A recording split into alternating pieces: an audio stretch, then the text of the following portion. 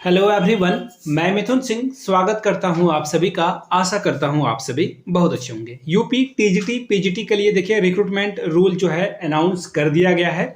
अगर आप यूपी में टीजीटी पीजीटी या फिर हेडमास्टर कुछ भी बनना चाहते हो तो इसके लिए आवेदन के लिए जो प्रोसेस है, जो नियमावली है वो बन चुकी है। इसका मतलब ये हुआ कि आने वाले समय में आपको उत्तर प्रदेश में टीचरों की भर्ती देखने को मिलेगी। तो चलिए आगे बढ़ेंगे और चीज़ों को देखेंगे। उससे पहले मैं आपको बता दूं, अगर आप यूपी में जॉब करना चाहते हो तो पूरे ऑल ओवर इंडिया से टीजीटी और पीजीटी के लिए कोई भी अप्लाई कर सकता है। चलिए एक एक करके चीज़ों को हम लोग देख लेते हैं। अब देखो, ये रहा नियमावली की पीडीएफ। ये पीडीएफ आपको टेलीग्राम चैनल पे मिल जाएगा, याद रखिएगा। यहाँ पे जो काम वाली चीज़ है मैं आपको उसकी तरफ जो है ध्यान आकर्षित करना चाहूँगा और बाकी चीज़ों को हम लोग बाद में देखेंगे। यहाँ से देख लेते हैं।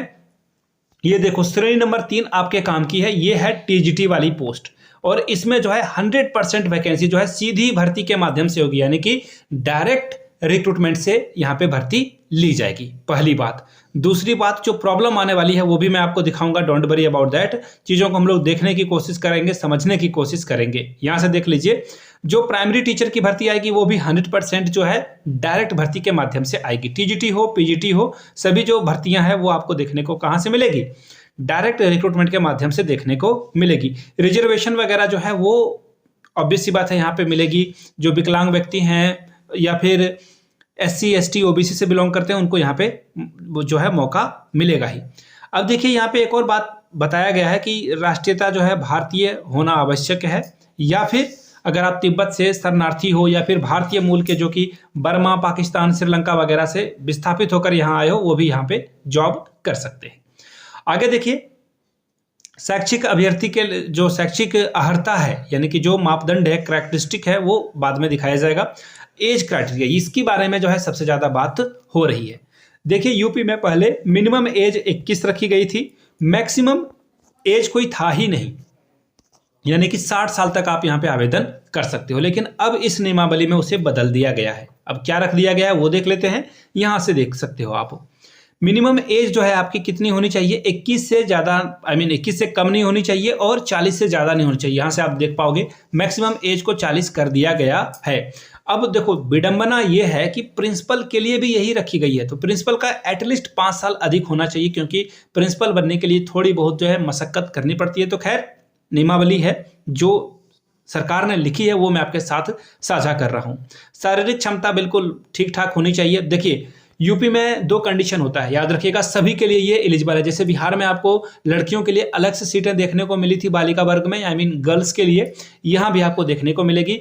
बॉयज़ के लिए अलग सीटें हैं। बॉयज़ के लिए लड़कियाँ अप्लाई कर सकती है, लेकिन गर्ल्स वाले सीट में आप आवेदन नहीं कर सकती हो। तो ये है यहाँ पे क्राइटेरिया।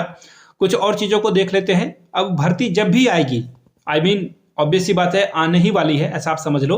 अब यहाँ से देख पाओगे टीजीटी पीजीटी के लिए जो पोस्ट वगैरह है, कौन कौन सा सब्जेक्ट के लिए रिक्रूटमेंट आती है, तो यहाँ से आप चीज़ों को देख पाओगे। एक और बात, जो सिलेबस में बदलाव किया गया है, सिलेबस को लेकर जैसे ही इनके द्वारा जो है चीज़ों को रखा जाता है स्पष्ट तौर पे, आपके सामने में भी रखने की कोशिश करूंगा। पहले सिर्फ और प्योर सब्जेक्ट का जो है एग्जाम यहाँ पे कंडक्ट कराया जाता था, लेकिन अब ऐसा नहीं होगा। तो कैसा होगा?